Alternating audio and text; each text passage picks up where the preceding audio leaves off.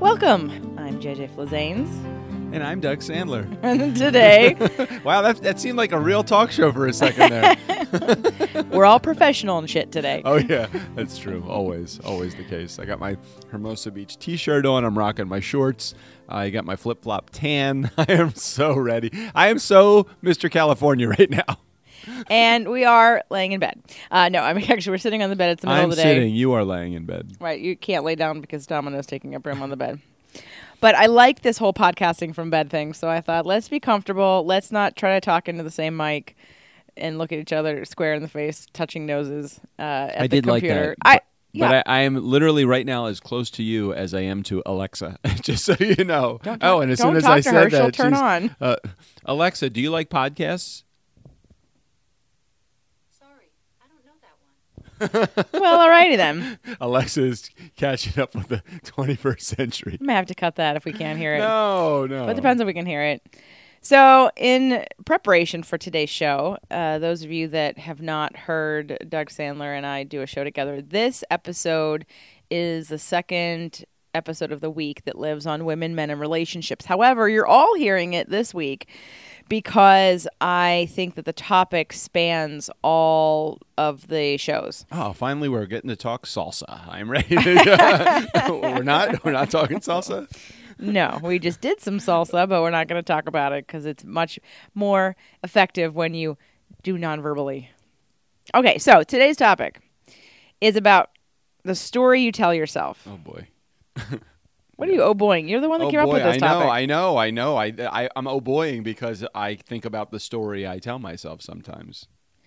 Right, and you were the one that had this brilliant idea for the topic because of the realization that you had yesterday when we had probably what was close to our very first argument or second, like, negative situation, maybe. I'll let you set it up, and then we'll walk it through. And just so you know, women, men, and relationships community, as you are listening to this, we are fine.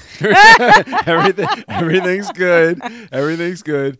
But as the days unfold and as life gets to be, we talked about the bubble and then stepping outside of the bubble of this newness of this relationship, we start to discover the everyday parts of actually having a relationship. So we had an exchange, let's call it an exchange. And at the moment when we had the exchange, it was pretty emotional for me. Looking back over the last 24 hours since we had the exchange, it was silly. I mean, it was all over that story that I tell myself. So that's kind of the 35,000-foot approach. So I'll let you share the story, and then I'll come in and pepper it with my thwarted sense of humor to whatever degree I can. So at the house, there is a doorbell button, and I never remember it's there because it doesn't work, and it has never worked since being in this house. However, there have been clients and people who are coming over to whatever, friends or people who are dropping something off, and I'll often notice that they're standing at the door waiting. But they haven't knocked, and I'm like, and I'm always confused as to why are they standing there? Why haven't they knocked? Well, of course, we pressed the doorbell because they pressed the doorbell. That doesn't work. And a few weeks ago, or a month ago by now, 2 months, whatever, early August, we had a pool party here, and Doug made a lot of really cool signs for the garage and the bathroom and the cats, and I wanted him to make me another sign because I'm looking at this dumb doorbell doesn't even work. And I say, can you make me one more sign? Can you make me a sign that says this doorbell doesn't work? And then you said, why don't I just go get a new doorbell? And I thought, okay. Oh, but you also said, well, I can just take it down or I could just change it. And I said, what would you put there? You go, I don't know, I'll put something else there. And I said, oh, okay. Concept. Like a moose? No, moose at the front door? No. In El Segundo, California? There will be no dead animal skins or heads or anything like that. No, I was talking about an actual live moose. Oh, okay. Well, a pet moose would be acceptable. Okay. But I just didn't even think, he's gonna do something about it. Okay, that's cool. And then you asked me what I wanted to do. And because, again, it hasn't worked for 8 years, I don't ever think about it. I don't think I care. So I said, do whatever you want. I don't care because you've been fixing things around the house and doing things that have been cool and they've been important to you, but not important to me. So I don't care. I don't care. So here's what I heard. So I heard, I don't care. Do whatever you want. I mean, obviously, within reason. I'm not going to take it and do something unreasonable. I'm like, okay, well, I'll do something nice. I had a couple of hours yesterday morning. I'm just going to go ahead and fix the doorbell. I'll go over to Home Depot. I'll buy they got 1 million wireless doorbells. I'm like, okay, well, it'll take literally 5 minutes once I get it back from Home Depot. So I come back to the house. So I come and he goes, I changed the doorbell. I said, oh. I'm all excited about it, too. I'm like, hey, I just want to let you know I changed the doorbell. I got the little doorbell thing. I put it in. He said, come on, let me show it to you. And I immediately seized up and thought, what the hell? Oh, my God. I've never had a doorbell. I thought he was just going to take it down and off. I didn't really think I was getting a doorbell. And then when he pressed the button, I went, oh, no. No, I can't, because all I can hear is I'm in bed and someone's freaking at my front door going crazy on the doorbell. Bong, bong, Yeah. bong, Or I'm bong, recording bong. an interview or we're recording this podcast. I'm like, no. And not to mention that sounds like I like the quiet. I like the calm. And All I heard was, I need a new doorbell. I know. Right. So here's where this is. So you imagine this little kid anxiety, this little kid excitement that I had. So I rushed to show her this brand new thing. Mommy, look at me. Look how great I did. I put in this brand new doorbell and I showed her the doorbell. And her first response was, oh no, that won't work.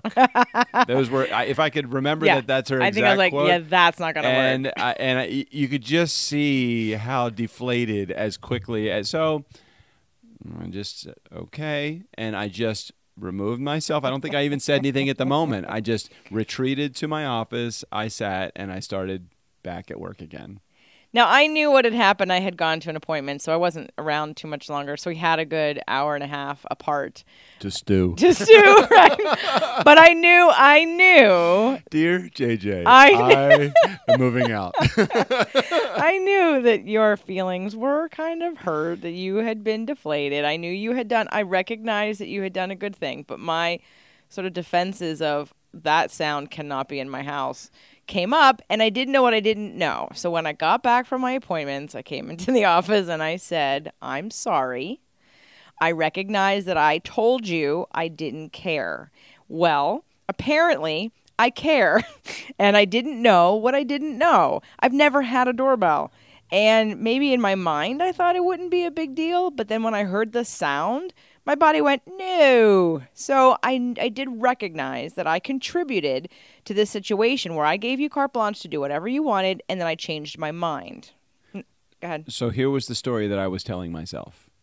The story that I told myself, which is, again, women, men, and relationship community. Those that are listening to this, tell me if your brain doesn't go here, and if it doesn't, think about it. Just think about it for a moment. Regardless of whether you've had trauma or anything bad has happened to you at all. You may have led a cherry life up until now.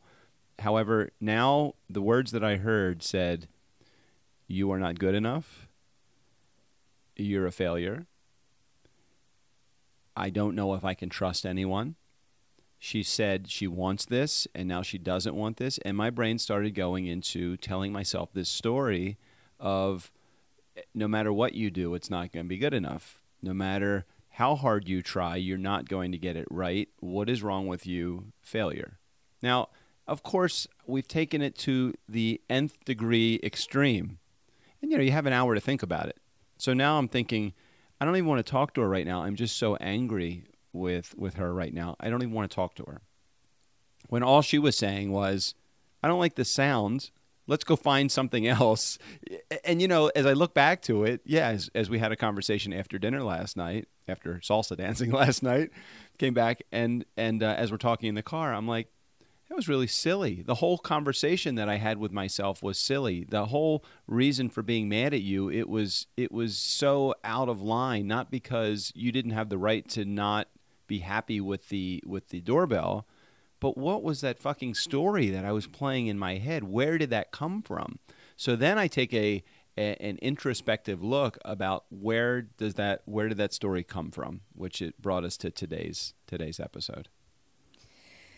So you also said something to me last night about after salsa dancing, by the way. Yay. Holler. Holla. You are amazing at Dr. that. Salsa dancing. You Woohoo. are amazing.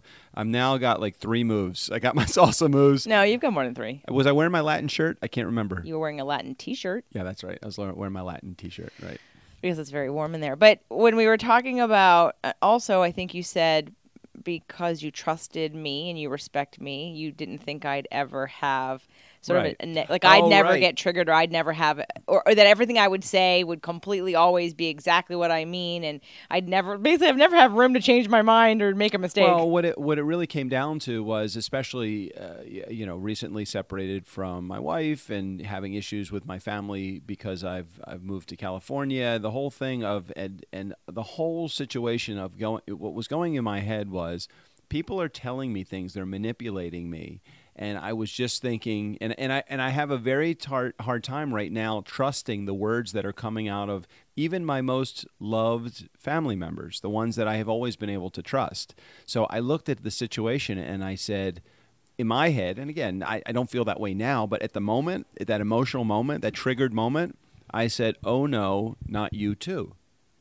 So for me, I felt a little betrayed. I felt like my trust was betrayed. And again, looking back, as stupid as the situation was, it's not the situation, but it was the story that I was telling myself.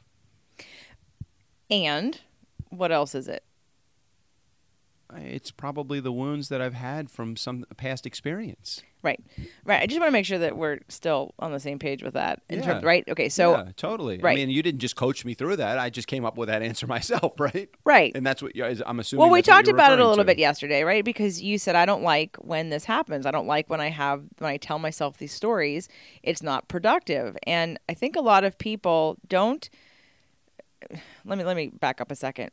One of the best skills, I guess, I've learned in Law of Attraction is to take contrast and embrace it, and leverage it for what it's there for, which is to clarify. Well, right, but you could, but if I was conscious in that moment, in that particular moment where you said to me, "Oh no, that's not going to work at all." If I would have just stepped away from my emotions and my thoughts for just a second, realize you're not attacking me. You're not attacking me. You're not attacking anything that's happened in my past. You're not betraying my trust in you. None of that. That was your knee-jerk response. That was your problem at that particular moment, not my problem. Right. But I didn't have the clarity and the wherewithal. And what's really interesting about meditation when you meditate, and I've been meditating now for almost 4 years, or a little over 3 years, sorry, is that it gives you enough room to distance yourself when you are able to be mindful about your thoughts. It gives you enough distance to separate yourself from your thoughts so that you can actually look down on your thoughts and see what's going on. I didn't have the ability at that time, at that moment. I was too caught up in the emotion, and then the race, the treadmill began, and that's where I got in trouble, and that's where we all need to pull back a little bit and understand. Well, you're having a trigger moment. You're triggered. You're having a reaction, and it's the pullback. I think the most important pullback is in the moment to realize I'm really upset. I'm having a lot of emotion. It's not to squelch it and to push it down and to rationalize it necessarily, No. but it is to recognize I've been triggered. And what that means is I have a wound inside of me that just got touched, or a little salt on the wound. Mm-hmm. And this situation has just shown me this wound and that it still exists, that it still lives inside of me. So the beauty about the trigger moments that happen is that it shows you where we're still broken and have wounds that need to be healed. It's a gift to be able to recognize, because again, what we're talking about, a doorbell, right? And there was never a judgment. I didn't yell at you or say anything bad about you or you make idiot. it, Why do you right. always do this? You fuck up again. I did not disrespect you. I none did of that. not judge you. I did not criticize you. I didn't like the doorbell. So what's the solution? So we've given the scenario now. So let's tie it in a neat little bow. What do you do? How do you do this? Well, okay, so the first step is obviously there is an awareness. I acknowledged, and I think this is important, especially for women, because a lot of times the difference between the way women and men speak, women make a lot of assumptions and expect men to know what they're thinking and understand what they're thinking, and men expect women to be like men, be direct, to the point, know what they want, and not to change their minds. So that's one of the first issues with communication between men and women. So I think it's important, and I'm sure it goes the other way as well, so don't take that verbatim here on the men and versus women. It could be anybody. But in this case, I recognized that I did say, you could do what you want. And then I changed my mind. So I know that I contributed to the frustration, and I felt badly about that, which is why after about an hour and a half, when I'd come home, I said, I apologize. But you're going to have a lot of people that are in our listening community that are going to be not saying that they're in one-sided relationships, but they're in the relationship where they're the only ones that's right now conscious. So someone that's listening to this could be involved with a partner that doesn't really feel that way. What if my partner didn't come home and apologize? Right. Okay. Good point. All right, if you're with a partner, if you're in the position of what JJ did, if you're the person who changed their mind and then the partner got upset with you because and felt negative emotion, you as the person who changed your mind can apologize for not being clear, for changing your mind, not because you don't have the right to change your mind, but because you understand that contributed to frustration for them because they were trying to do a good thing for you.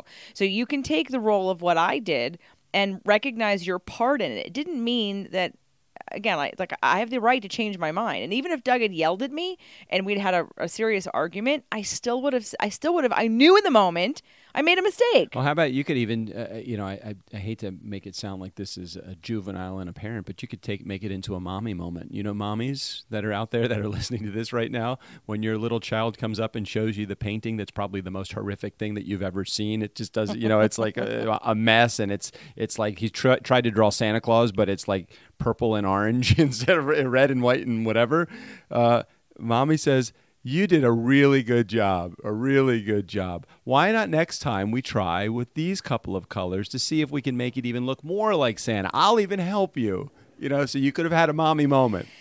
I could have had a mommy moment, and there are times you can take and have a mommy moment that doesn't feel like a mommy moment. Right, However, right. But the problem with the mommy moment is that adults are like, fuck that, I don't want to do that. You're an adult. You should fucking get over it and learn how to not be there. I'm just saying. Agreed. That's another, right? So for Agreed. those of you like, I don't want to have to do that for my partner.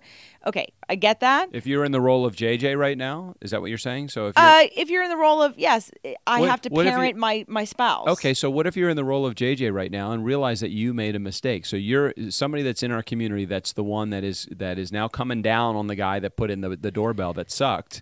What do you say as someone that wants to be helpful or contribute to a positive relationship rather than tear down the relationship? So I actually had to leave. I had an appointment, right? So I had some space.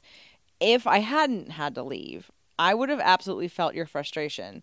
I probably still would have needed a state change to go outside or kind of breathe through, because remember, I got triggered too. I got triggered by the fear of this dumb noise that now I'm concerned about waking me up, bothering me, irritating me. So I'm a little triggered too. Not to the same degree. I'm not making a big story about it. I just don't like it.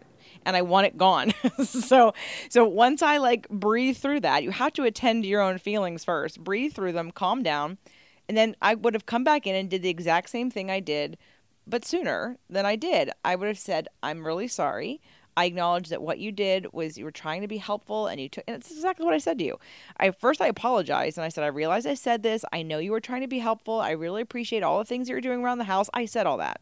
So you, as the role of JJ in the situation, may need to take a beat, may need to get your head on, may need to breathe out your own emotions, and then take responsibility for the part that you played. Mm-hmm. And it doesn't mean that you were wrong. You're allowed to not like something, but you have to be able to see from someone else's point of view what they were trying to do and why they'd be frustrated.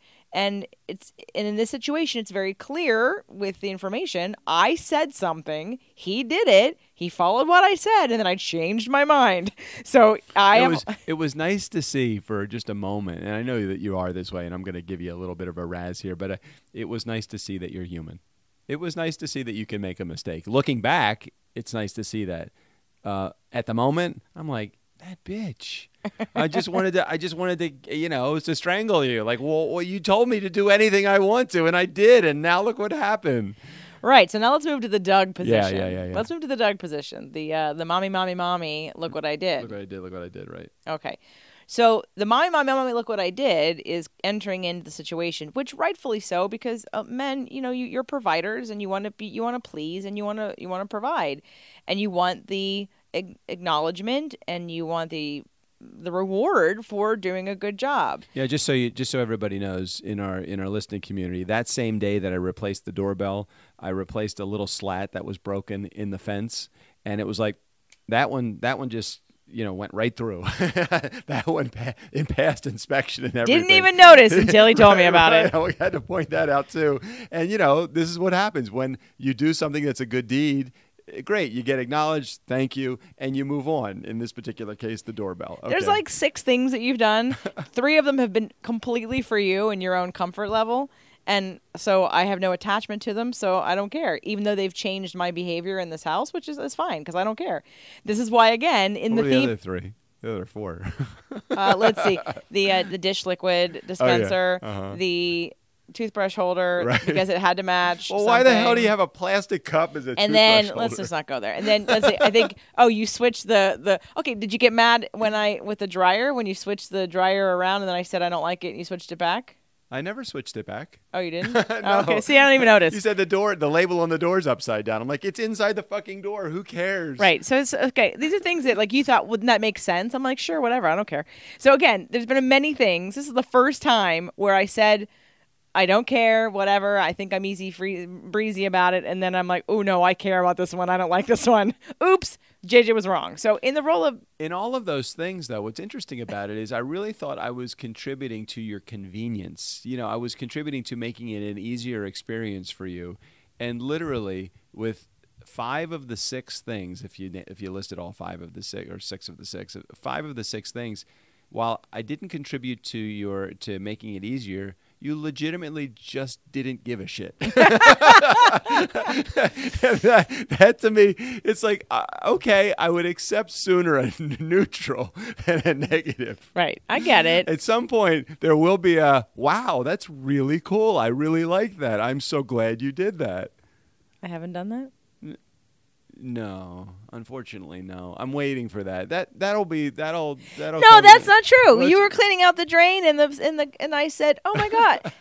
Okay. All right. Here's another point. Ding ding ding ding okay, ding. Hold on. All right. Here's what's coming up. All right. Well, you're getting all of it now, community. Well, no. Yeah, I'm thinking that maybe you're not necessarily receiving the times that I'm really giving you praise, right, because sure, I absolutely sure. said, "Wow, thank you so much." When was that? When you were in the tub cleaning the drain, and I'm like, oh my god, like what does he do? I'm like, okay, cool, like thanks. Like all I remember from that moment is you were eating lunch or breakfast, and you're like, just don't show it to me now. I'm eating lunch or breakfast. Right, I didn't need to see what was down the drain. That's all I heard. But I did. I was like, wow, and I said good job to you. So maybe there's a little bit of I'm just saying a little of a receiving, maybe because you want it in a more grandiose way, which would totally be you. Because what's your bird type?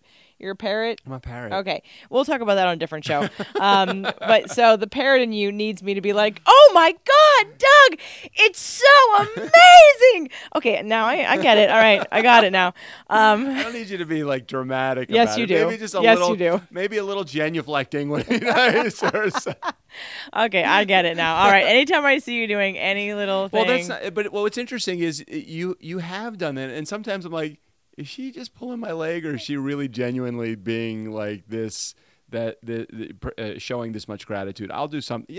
You'll walk up to me in the course of the day, and you'll basically stop me in my tracks, and you will like look right in my eye and say, "I am really glad that you are here, living in California with me," or something like that. And I'll like, well, is she doing that for my benefit? And of course, I fall like hook, line, and sinker. I'm like, oh my God, I love her. So continue doing that. I like that. I love praise. I am a very, very, words of affirmation are so important to me. Exactly. Back to that show we did probably first or second or third week into this.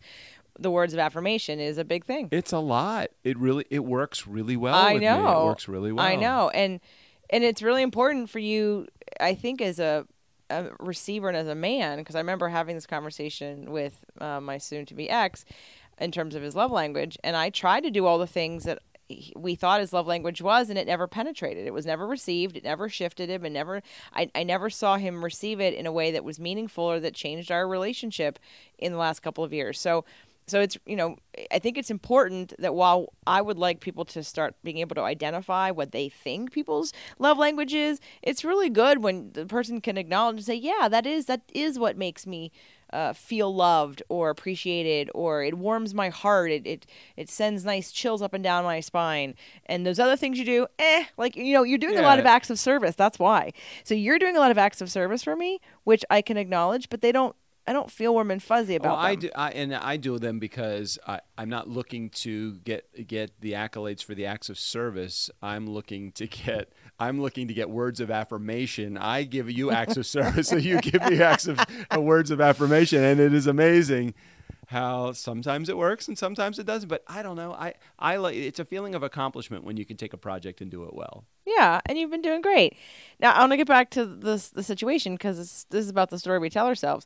So let's say there's a lot of people, especially women, and men too, but you guys are less verbal about it. Although I do know in my past relationships, I've seen it too, where that interpretation, that story that what did you say? I'm a failure. I'm not good enough. Right. I'm not smart enough. I screwed up. I don't know if I can trust you. Yep. All of that happens in an instant, and it's a defense mechanism.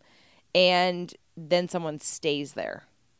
And then they make it bigger, and then the story gets bigger, and then the anger gets bigger, and then the resentment. And the next event that happens is now, remember when I messed up with the fucking doorbell? Right. So now tasks are approached with hesitation and resentment versus with love and admiration and wanting to serve. She's not going to like this one either. Right. So I think that, what I'm really loving about our relationship is conflict resolution. I've always believed it's possible. And now here's how it looks, people. It looks like I can take responsibility for how I contributed, and Doug can take responsibility knowing that, what did you say that you knew? You said you knew that I wasn't trying to hurt you. Yeah. I can trust you. You're not trying to hurt me. You're not thinking of me as a failure. You're just telling me you don't like the doorbell. But you were feeling like your feelings were much hotter than that. They were anger and frustration and deceit. Like, you were feeling discomfort in your body, and you were upset. I know I was. Yeah, it even triggered maybe a little bit of tears of frustration, I think. It did. Well, it wasn't because of the doorbell. It was because of all of the other things in my life that had led up to that moment of the doorbell. It was the trying to do something as a teenager and it not quite landing on the right mark and being told that I was a failure at that. It was, I'm sure it comes down to abandonment. I mean, it all comes down to the things that happened, the wounds that I'm trying to heal from my childhood. It also comes on the heels of, a pretty traumatic separation from my ex-wife.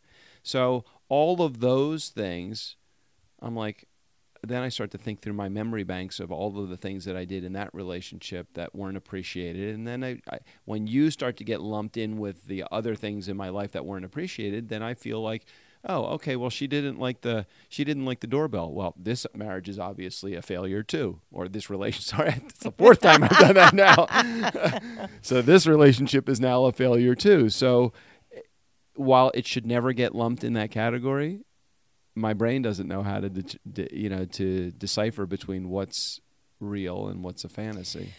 So the question then becomes what to do about it. So the gift is the awareness that you have if you can be conscious, and hopefully everyone who's listening to the show has a bit of consciousness. That's why you listen to me, because otherwise you would really probably not like me at all.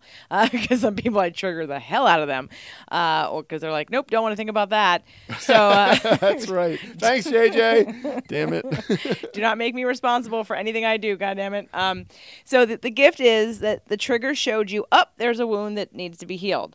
The next blessing is that you have the awareness and consciousness to recognize it. And then, luckily you have a partner, me, who was able to take responsibility for my part in that and allow you to hear that I was sorry for changing my mind and for contributing to that. And then you said, but it's not you, it's me. It's the story that I'm telling myself. So, okay, so what do we do in this situation? You have a wound.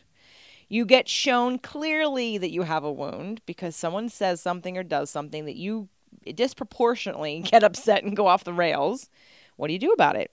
So my first response would be to tell people that while meditation is a good thing to practice because it can calm your mind, the kind of therapy I would recommend is EMDR and hypnosis. So we've talked about this, I think, on this show before. If I haven't published that show, I will publish it in the near future. But $25 doorbell will cost you $195 in therapy. Well, but EMDR is eye movement desensitizing reestablishment. It is a therapy you have to do with somebody else because of either, and I prefer eyes open. There's been for 3 or 4 different ways I've heard it administered. I've only had it one way, which is the eyes open. I'm sorry. No, I've had it 2 ways.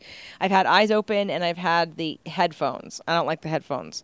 They only worked one time, the first time, and they stopped working. But you're basically taking the charge, that electrical, chemical, emotional charge that the body, that like the nervous system is overstimulated. The trigger happens and the body reacts almost with no downtime. There's no consciousness time. And so when you do EMDR, it allows for your brain to disconnect from your nervous system and your body in a way to allow some space so you can discern what story you're going to tell yourself and what direction you're going to lead your thoughts in.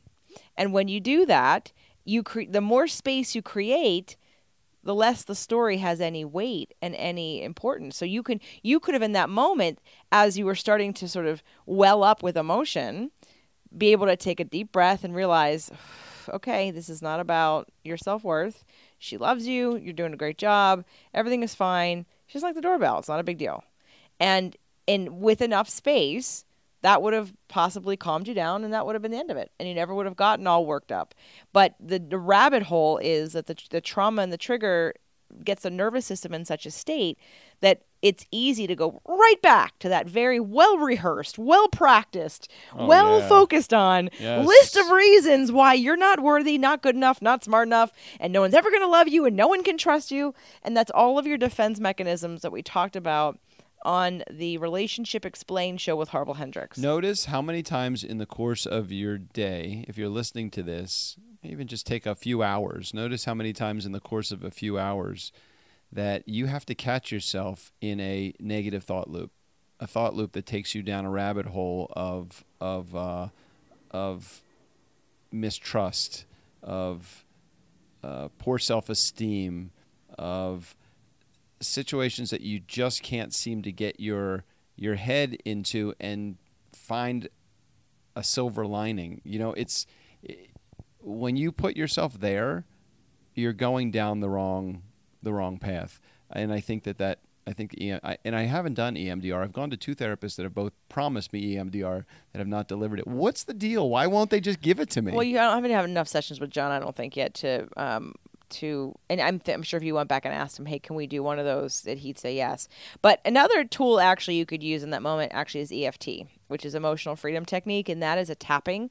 I'll be going over that at the event, and you can just find it online. There's a ton of resources on EFT, and there are 7 or 8 different points, and they're along different meridians. And even if it's just vibrational sort of stimulation, if you were just to get upset and take 2 fingers and literally tap in your forehead, on your forehead. If you tapped your forehead for a second, it's like it's like sending a mixed signal to like stop the train of thought that you're having. Now, there are different places on the body where you're supposed to tap for different reasons, but I'm just letting you know that even if you don't know them, don't let that stop you from trying it. Like having a state change, a physical state change where you're either tapping on your chest or on your in between your eyes or on the top of your head, doing something to sort of break up that neurological response that you're used to having will again hopefully create a little space, calm you down, and get you to the place where you can be a little bit more rational, use your conscious brain to realize that you're taking yourself down a path. You can also in that moment take a couple deep breaths. Like maybe you can visualize breathing out any of the tension and emotion that's happened until you create some space. And then you can look at the situation differently. Now, the stronger the wound, the deeper the wound, the stronger the trigger, the less any of this is going to work right away. Now, in the case of the doorbell, I don't think it was that much of a charge. I mean, it was, but I think EFT or deep breath or state change might have given you a little bit more time, and you probably could have come out of that. Yeah, that was not it was not a very emotionally charged situation, although at the time it felt a little bit more grand than it actually was. Looking back, it was a blip. It was a blip. So let's say it would have been a bigger trigger. And now what do you do? Well, first of all, you have to like go through the feeling part of it. You can't stuff it. You're not going to redirect it. I want people to let it out. I don't want you to hold on to that emotional energy. That's why people stay addicted. That's why you're overeating. That's why you're smoking. That's why you're drinking. That's why you're using tobacco. That's why you're using technology. So don't do any of that. Be in the emotion for a second. And if you feel like you need to cry, cry. Yeah, I have a hard time with that sometimes. I mean, I do. I cry. I have no problem crying, but sometimes the timing isn't right to cry. Absolutely correct. So, but this is where the catching it and allowing yourself the time and space to run to the bathroom or to hide, lock the door, shut the door, whatever, take a moment and let yourself express. I know there are times that those of you are thinking, I work for somebody, I work in an office, I can't like to yell do at the top of that. my lungs. Oh, I loved when I heard you yelling the other day. I was like, oh my God, that's great. Allowing yourself to get out the emotion is going to really help. Did I tell this story on this with you? Well, if I'm repeating it, doesn't matter. It's worth repeating. There's an example of this for me years ago, probably 2005. I was at a workshop. I was a volunteer. And at the time, I was dating a guy who loved to run away. He was so afraid of the intimacy and me that he kind of ran away. And something had happened, I don't know what he said, but it really angered me. And it was a really large charge of emotion. And it came up and I was in the most inconvenient place. I'm with people I'm supposed to be serving. And I took another attendee, my friend Pam, and I said, can you come to the bathroom with me? Because it embodied me so much that I knew I wasn't going to be able to stuff it. So I said, can you come to the bathroom with me right now? We walked into the bathroom. There happened to be a chair with a cushion on it. And I took the bottom cushion off the chair and I said, can you please hold this? I'm going to kick it. And I kicked it 3 times and I let out a sigh, like a grunt. And on the 3rd time, I burst into tears. And it took only about 5 minutes after that for me to express why I was upset about whatever exchange I had with this guy. And then literally I was clear. I went back to normal, right back to okay, I was happy and clean and clear. It was such a great way to process something that was right in the moment. And too often, while I know you're not going to always have that opportunity, please. You wrecked a good Shivari chair. Ha ha. I know you're not always going to be able to do that, and you're going to have to stuff a little, but the issue becomes when people stuff a lot. Then it builds, and it builds, and it builds, and we build defenses to protect our emotions, and then we get sick, and we can't sleep, and we have poor digestion, and we're constipated, and we have anxiety attacks because we keep holding on to all this emotion because we never give ourselves an outlet. So I would recommend everybody, if you're having a really big trigger, if you can at least just recognize it's a trigger, and then try to be responsible and take yourself somewhere where you can scream, cry, punch something, break something. I had a client once. I could hear her anger welling up inside of her like a bubble, and I knew it needed a break. And I said, go get a bat, put the phone down on speakerphone. And I want you to take a pillow and beat the shit out of it. And I want you to yell at the pillow and beat it out. Let the bubble break. Let the emotions out, because you're going to feel this immense amount of relief when it's over. Then at that point, when you're out of the emotional trigger, you can come into the rational state when you're a little calmer and start to look at it differently. But when it's a big trigger, you're not going to stuff it. You're not going to analyze it. Please don't do that. Just try to find a good way to express it that doesn't hurt anybody else. Okay. Did we solve all the problems? Well, again, and we're talking about it, so it's different when you're talking about it than when you're in it. All right, so people, get out there, get mad, and let's see what happens. No, but don't take any baseball bats. Definitely don't take any guns. Go get a doorbell. Replace your doorbell. See what your spouse says. No. And let's get it going. All right, so let's get back to the stories that you tell yourself. So this is an important announcement. No, this is an important idea for us to recognize, because this is why I love the work of Marshall Rosenberg, the late Dr. Marshall Rosenberg, and nonviolent communication, because while we're going to do some of that training at the Next Big Step and again at Releasing Weighs You Down in January, that work is all about taking the interpretation out of, I mean, it's a lot of NLP stuff, but it's like taking the interpretation out of things, right? So in that moment, let's go back one more time through this situation. What are the facts? The facts are you changed the doorbell, and I didn't like it. And I was perfect. And you were perfect. That's it, right? What did we make it mean? Well, for me, I made it mean that I was going to be disturbed when I was working. I was going to be annoyed. I was going to be woken up by an annoying sound. That's the interpretation I made. She saw insomnia, and I saw relief. And what did I see? I saw when she expressed her feelings, I saw anger, frustration, embarrassment, disappointment, I was a failure, low self-esteem, rejection. Man, a whole litany of things that weren't attached to the doorbell at all, that I had attached to the doorbell, but didn't need to be attached to the doorbell. So this is one of the lessons of being able to take a step back and look at a situation without adding in your interpretation. It's not easy to do, but it is so freeing when you can get there, which is why half the time I don't react to things, because I don't know how to, people around me are interpreting something. They're like, oh my God, did you see that? And I'm like, well, what happened? I love how when something happens, and I have noticed this about you, you oftentimes will just stand in silence. I can see you actually taking in the situation, calculating. Maybe it is your version or your internal EMDR or whatever you're doing. I'm like, she's just listening right now. How is she just listening right now? I'd be like through the roof. How is she just listening? Because you have a very specific interpretation that isn't mine, and that is an interpretation. So I don't know. That's why I love being in neutral, because I'm in complete control most of the time of how I decide.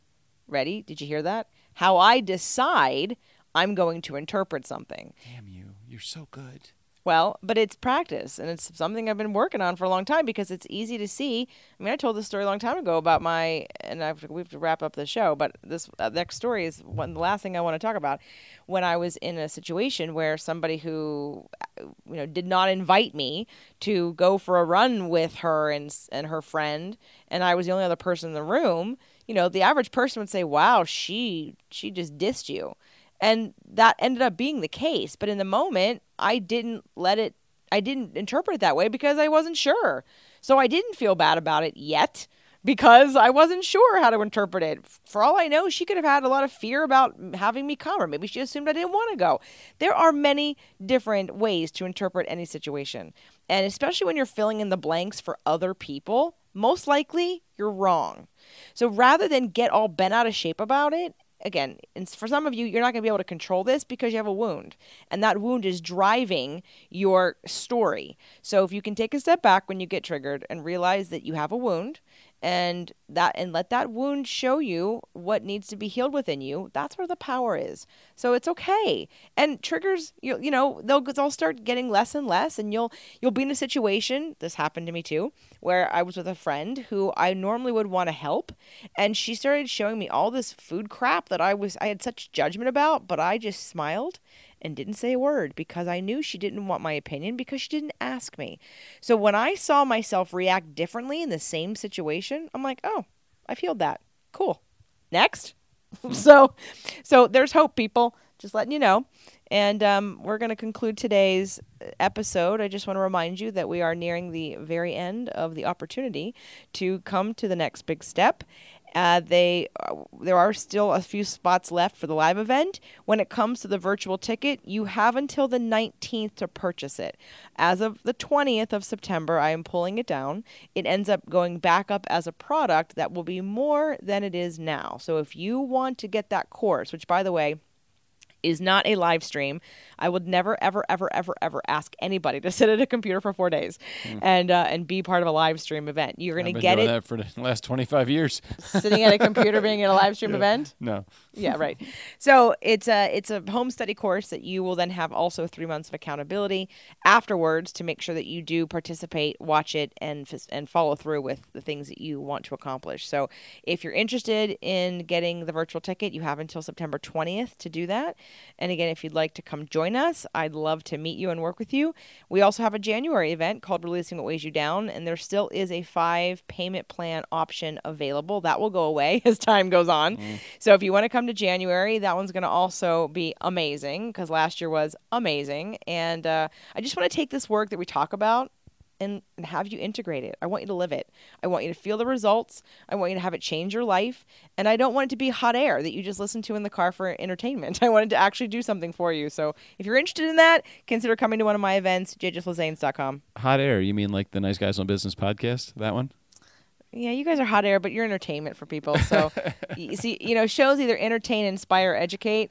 And the entertainment part is my least strong suit. With you now, however, it's become a little higher. But so if you need some entertainment in your life and you have not tuned in yet to the Nice Guys on Business podcast, we're on episode probably now about 740, almost 4 years into our run, a couple million downloads. So we think we're doing something right.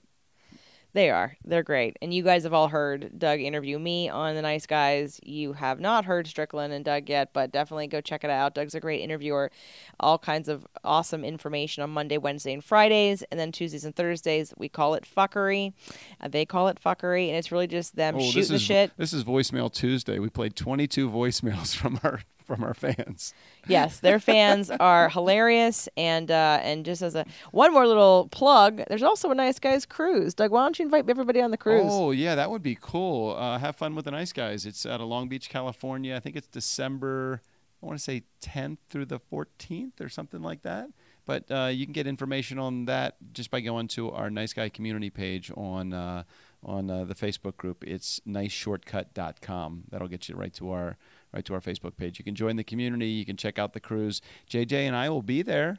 We will, and you can just buy pure osmosis, get part of our awesomeness. No, I'm kidding.